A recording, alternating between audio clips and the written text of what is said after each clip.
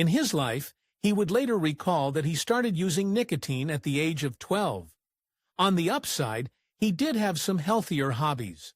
When he was 11 years old, Wilde and his brother Arthur got their big break through an unlikely connection. While playing football with young musician to be Phil Collins, his mother, June Collins, approached the two boys. Being a theatrical agent, she invited them to the Barbara Speaks stage school, which they accepted. However, it wasn't out of a passion for the work. They didn't care about acting. While the Wilde brothers had skeptically embraced acting, it wasn't out of a love for the craft.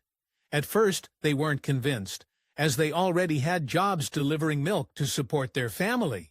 However, they were told that show business might earn them more. So even when they started acting, it was first and foremost a job.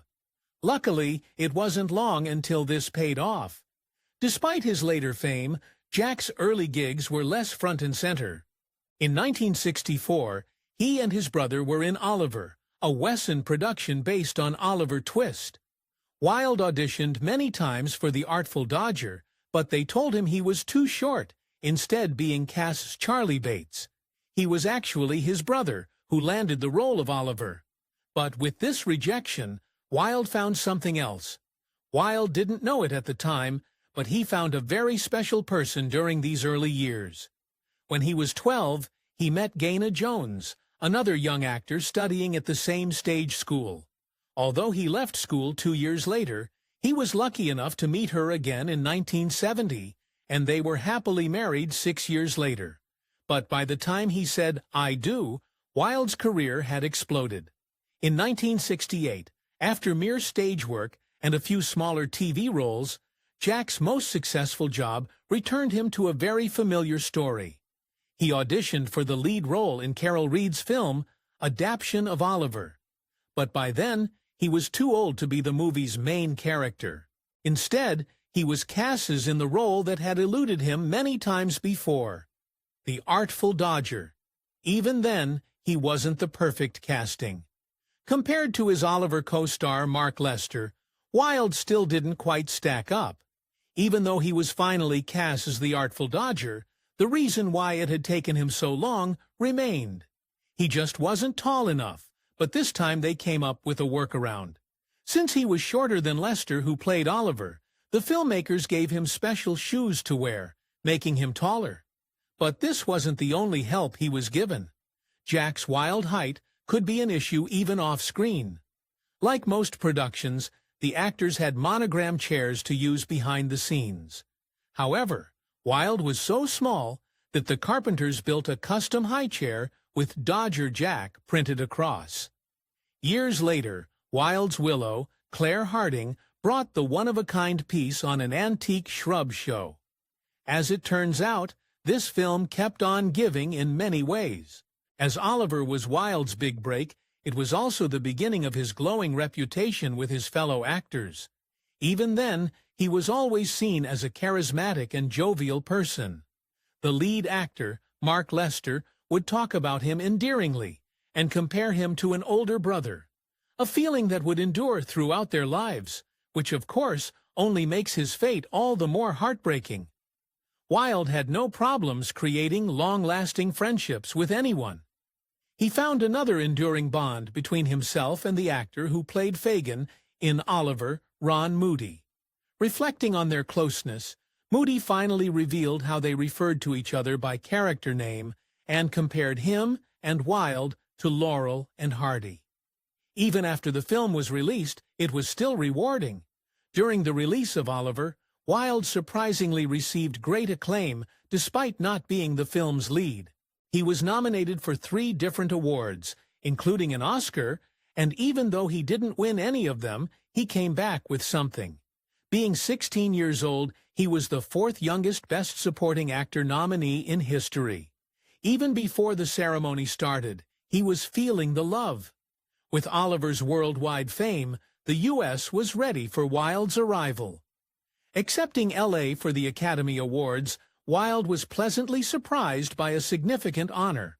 A billboard had been put up with the words, "Hollywood welcomes Jack Wilde" printed, but they didn't end up welcoming him quite as much as he would have liked. audiences endlessly praised Jack's performance as the Artful Dodger. Yet he didn't take home the award that night, but even his competition felt bad about it. The actor who ended up with the Oscar for Best Supporting Actor that year was Jack Albertson, stated he believed Wilde should have won that award. He even went so far as humbly apologizing to the younger actor at the ceremony. At the same time, he nearly had an even bigger Oscar moment. Saying his acting was in Jack's only talent featured in Oliver, he was offered a different part in the Oscar ceremony. Joining notable artists like Frank Sinatra on the show's docket, Wilde was asked to perform a song written by Henry Mancini. Wilde insistently refused, however, as he had no interest in learning yet another song. However, this wouldn't be his final moment in the spotlight. The siren song of Hollywood entranced Wilde, and he had no idea what he was getting himself into. In 1969, Jack starred in NBC's H.R. Pufnstuf, a magical series about a boy who arrives on a strange island.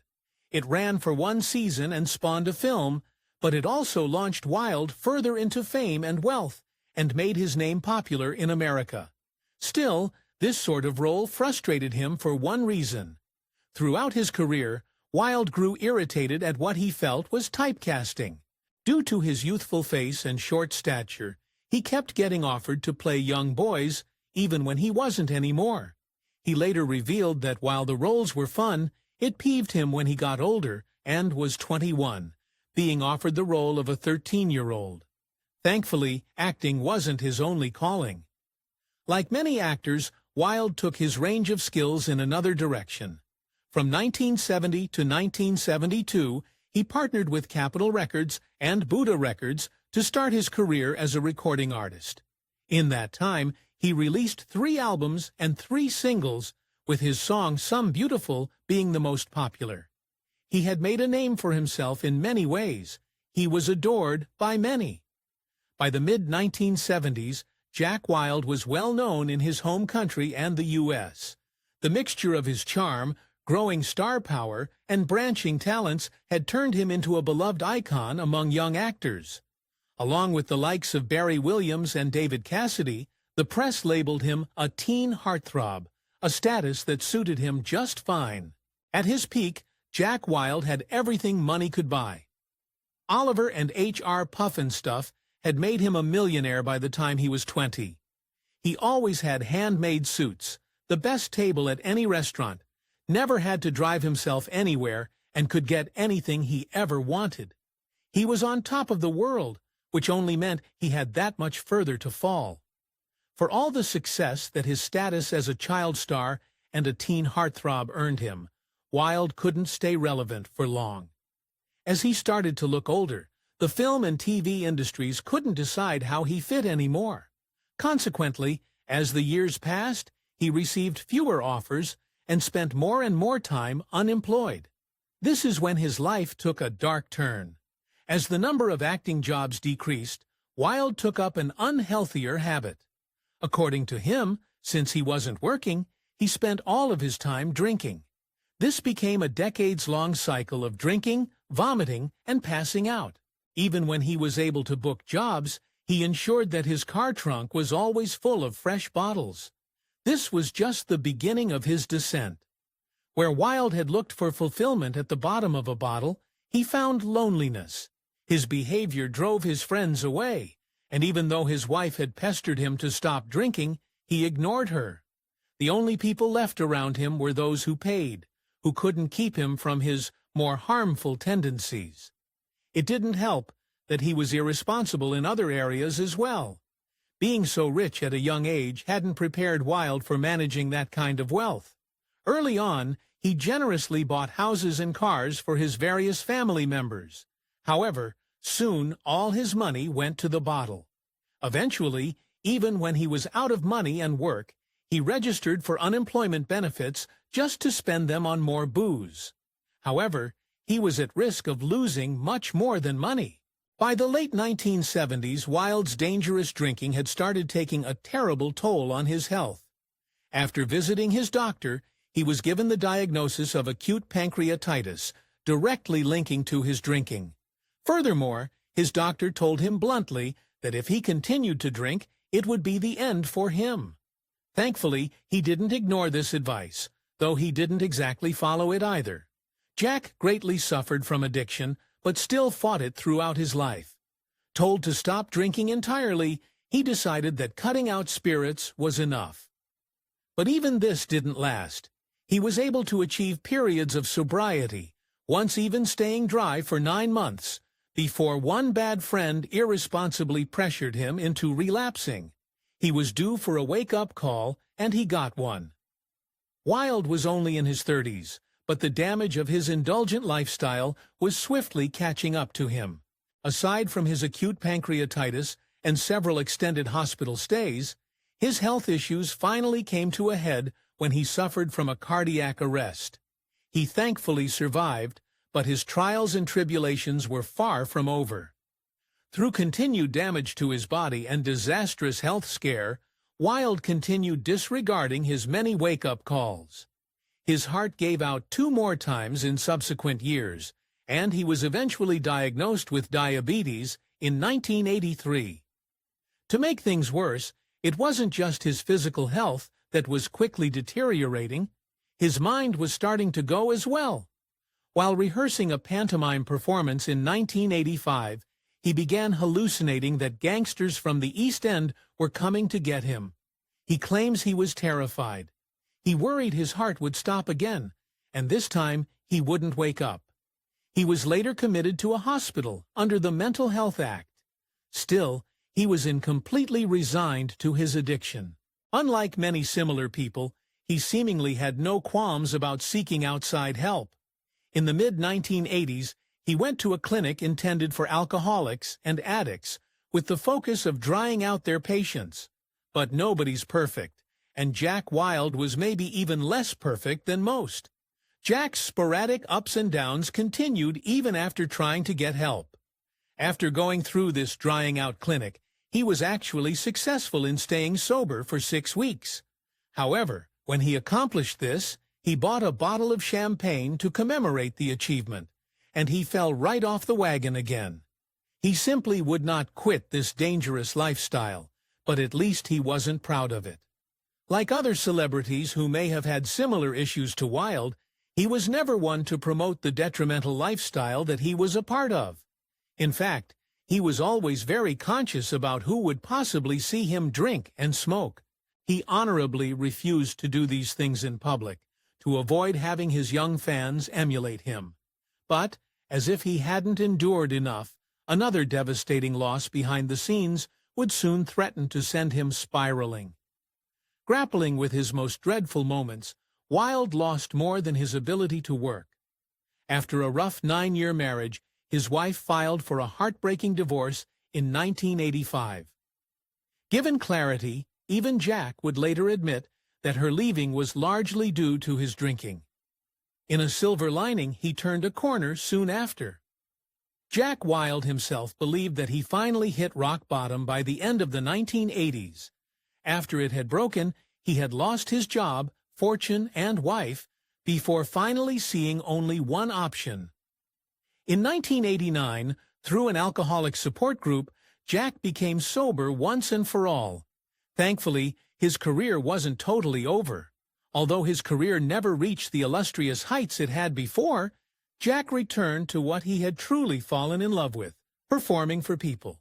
By 1991, he was able to act alongside Kevin Costner and Robin Hood, Prince of Thieves, and he also secured a few television roles. Alongside these jobs, he also returned to his roots. While his return to the entertainment industry didn't contain many on-screen gigs, he was content to pick back up with the medium that started it all. Aside from some smaller roles, he was cast in a London production of The Wizard of Oz, playing the Cowardly Lion. In stage acting, though, he had a particular set of skills. When Jack was young and still regularly performing on stage, he became famous with audiences for his magnificent gift of pantomime. Now returning to his stage work so many years later, he brought his gift back in shows like Aladdin and Jack and the Beanstalk. And as the good news started piling up, The latter of these performances would lead to something even more special. While working on Jack and the Beanstalk, Wilde met Claire Harding. She initially expected him to be arrogant, but to her surprise, she quickly grew fond of him instead. They were together for the next 10 years, but Wilde couldn't outrun his past forever. Despite his extraordinary strides to overcome addiction, the damage to Wilde's health had been done. He tragically was diagnosed with oral cancer in 2001, an illness he had never even heard of. He preferred not to dwell on his sickness, but that doesn't mean he didn't put up a fight, which required some drastic measures. Wilde's long battle with cancer involved some harsh decisions. After a grueling bout of chemotherapy which was unsuccessful, he underwent a harrowing surgery in 2004, which removed both his tongue and his voice box. After this, he lost his ability to speak, but even with his illness, Wilde tried to do as much good as he could.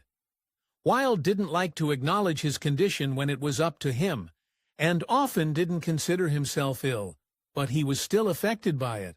One of the more positive things to come out of his sickness was his support of others in similar dire situations, becoming an eager advocate for Charity Cancer Research UK. Wilde also never let his illness stop him from doing what he loved. Wilde persevered and continued to perform for others, even in the later years of his horrible illness. His long-held passion for entertaining the masses remained, and he returned once again to stage performance. In his condition, however, all his roles needed to be non-speaking. Regarding Jack's later work, both on-screen and off, one thoughtful silent role stood out from the others. For his performances Bear in Heart, up in the 2005 Worcester production of Cinderella, he was already so beloved that it was written around his condition. He mimed the entire character, and everyone praised his performance. Jack's final on-screen role gave him one more unexpected blessing, as his health declined.